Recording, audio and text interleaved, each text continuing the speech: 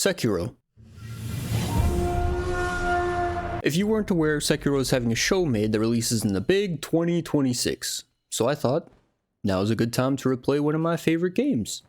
And it occurred to me, if I'm replaying the game because of the show's announcement, other people probably are too. That also might include people that are coming from Elden Ring, people that quit Sekiro early on, or the sad portion of you that have no idea what you've signed up for. This is, after all, a different beast than FromSoft's other games. That being said, I am assuming you've played some kind of action game before, so don't expect beginner tips here.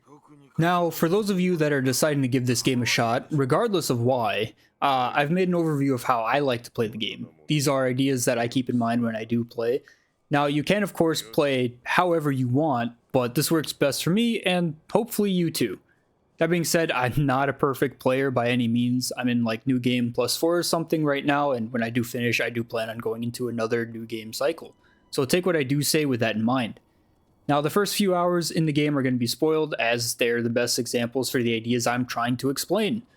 I wanted to use examples of things you guys would see early on in your journey, so everything I talk about can be seen before the first 3 or so bosses you have access to.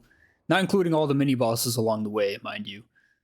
Also, since I don't want to spoil too much, most of what I'm explaining is going to have the base kit in mind, or things you have access to before those bosses, so minor spoiler alert. Okay, first things first, and this is not a joke. It's time to get good.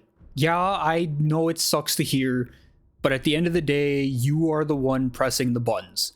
And I can't play this game for you. Actually, I won't play this game for you because I refuse to rob you of a great experience. So it's time to get good, and die a lot, and get frustrated, and everything that comes with learning a new game. It also doesn't help that starting out a new save file, the game will feel clunky, especially if you've never played it before. Between the jumping around and the garbage grab hitboxes and the whiffed attacks and even fighting multiple enemies at once, it can feel unfair or just miserable at times. Unfortunately, that's just how the game is. But if you manage to finally get past the clunkiness, Sekiro still has some of the best combat to date. So, to recap, get good.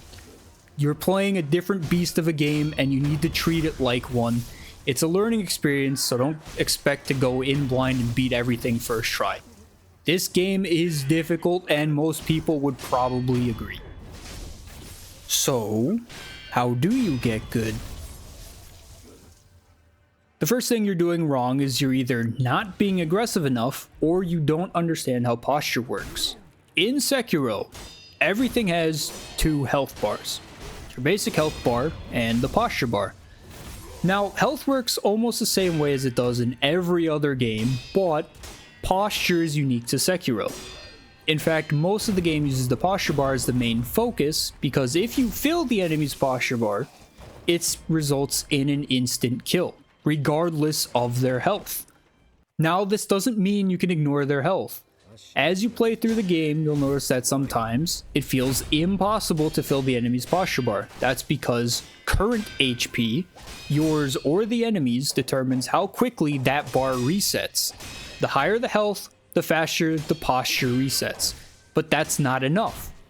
You need to constantly be on top of these enemies, attacking when you can.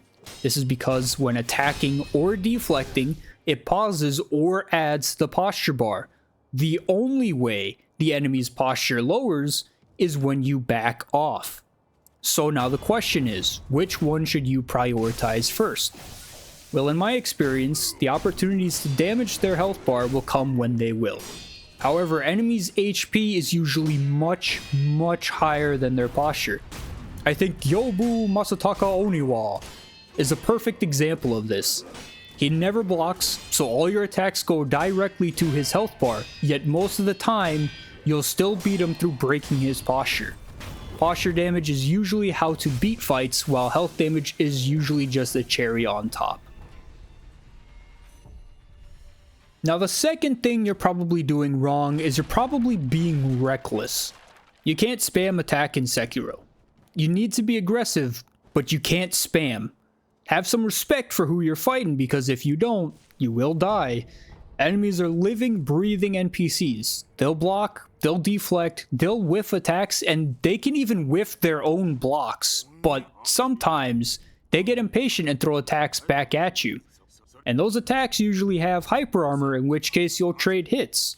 The issue is that they do way more damage to you than you do to them, especially the bosses. Now, when you're learning enemy patterns with this concept in mind, you might notice something when enemies block your attacks.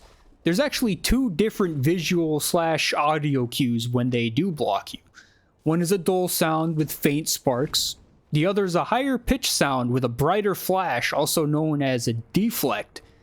Yes, while you can deflect enemies, enemies can also deflect you. That brighter flash is telling you to pay attention to what happens next. It's a warning that you need to respect. One of the first enemies you meet actually teaches you this briefly, so you may not have noticed it, as, well, it's a basic enemy. But if you attack after the tell, you'll probably get hit by them. In fact, the game itself doesn't let you spam when the enemy deflects your attacks, so getting comfortable with being deflected is going to be very necessary for most bosses. Here's some examples of what I'm talking about.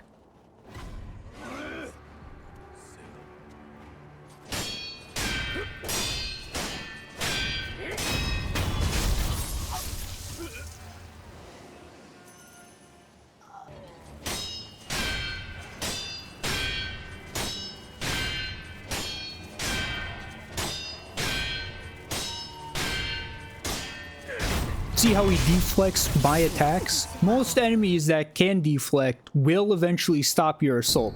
Again, that's your cue to stop spamming and pay attention to what they do next. But you know what else is noticeable? Deflecting attacks actually builds up posture faster than attacking. Watch that clip again.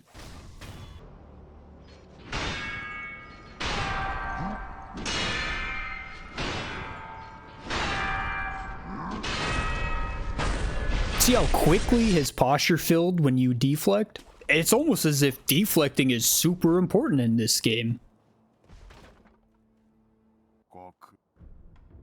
The third thing you might be doing wrong is you haven't found that flow state yet. The pacing of the combat. You haven't learned how to dance.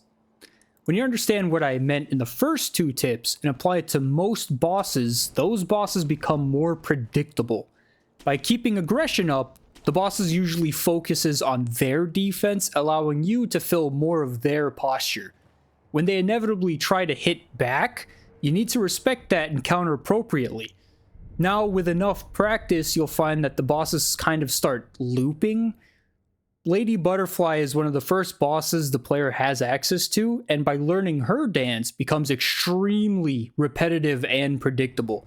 And I mean to the point that she can loop one move over and over until you fill her posture up.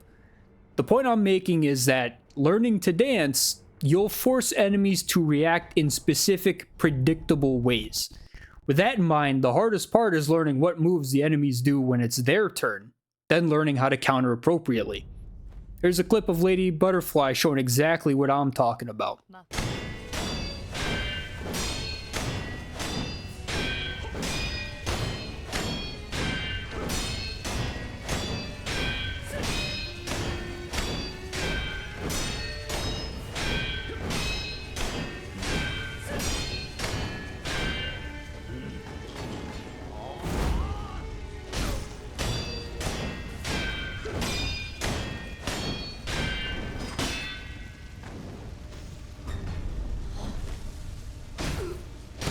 See how she just kicks once, then goes back to playing defense against you? That's like one of 4 moves she has to get out of your onslaught, and that's the one she uses the most. So, learn how to dance and force them to be predictable.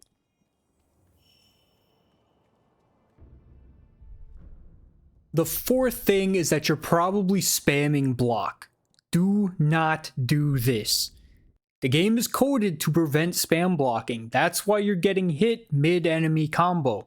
Each consecutive block has less and less deflect frames. Sekiro is about precision. Every block is detrimental and every deflect matters. Here's why. Both blocking and deflecting build up your posture bar, but deflects will never break your posture. Blocking will. When you block an attack that breaks your posture, you get stunned. This is terrible because the fastest way out of the stun animation is to dodge. Dodging in Sekiro sucks. It's clunky and it's difficult to actually dodge attacks with. If you've played any Souls-like games, you'll know how small the dodge feels in Sekiro. And if you have to dodge, you'll probably die. Best way to avoid that? Perfect deflects. Again, your posture will never break if you deflect everything. The first enemy that will teach you that is the Ashina Elite mini-boss. He basically only does one move. 2 quick cuts. If you miss one, you'll probably take a lot of damage, but deflect both and his posture fills up very fast.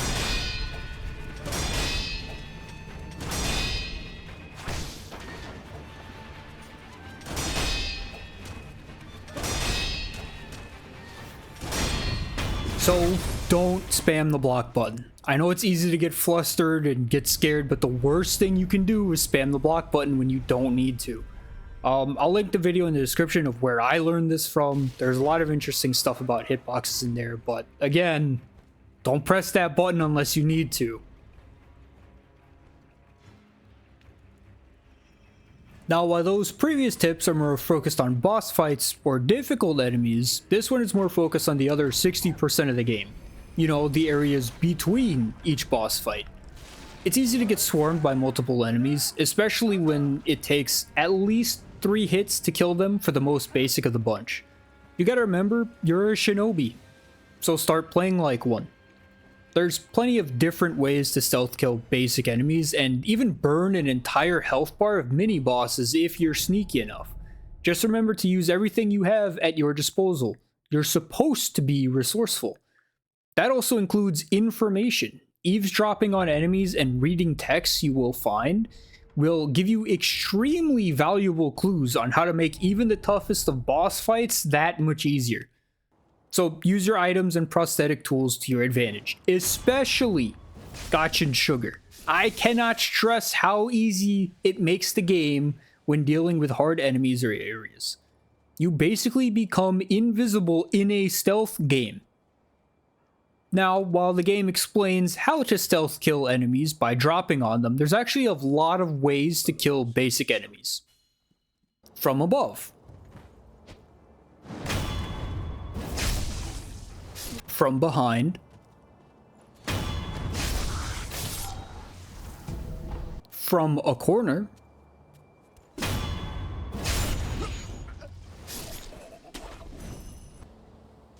And from below. Honestly, I don't know if there's any more than those ways, but that's enough for me. Okay, rapid fire smaller things now. Grab attacks. Just run away. Don't tempt fate. Most of the hitboxes are going to feel unfair, so just run away. But some of them you can jump over. Most of them just run away from it. Don't tempt fate. Next one, if you're gonna heal mid-boss fight, you're probably not far enough away from them, and you're gonna waste that heal when you get hit with their gap closers. Mikiri counter, dodge into the attack. You get more active frames dodging towards them rather than just tapping the dodge button. Gotcha Sugar and Blood Smoke Ninjutsu makes the game a total pushover. Snap Seeds work on more than just Lady Butterfly's fight, it works on basically every spirit or phantom. If you're coming into what you feel like is going to be a boss fight, farm the rest of your XP bar and use your money. You can't lose XP past the level you already gained. If you're 80% of the way to your next level, just reach it. You will not lose those points without spending them. Look up guides.